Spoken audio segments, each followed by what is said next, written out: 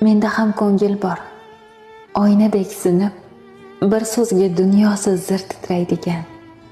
Ne desa indamay, bariga ko'nib, dardiga chidolmay, jim yig'laydigan. Menda ham ko'ngil bor, shirin so'z kutib, mehrga ko'milib ketgisi kelgan, ammo yaqinlarim buni unutib, negadir hammasi bag'rimni tilgan.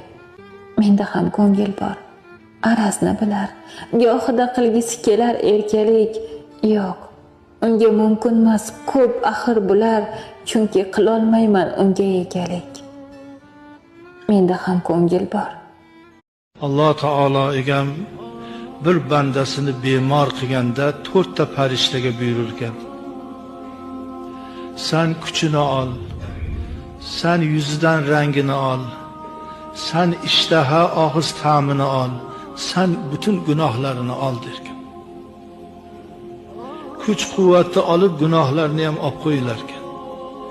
Sog'ayganda rang qaytarilar ekan, tam ishtaha qaytarilar ekan, quvvat qaytarilar ekan.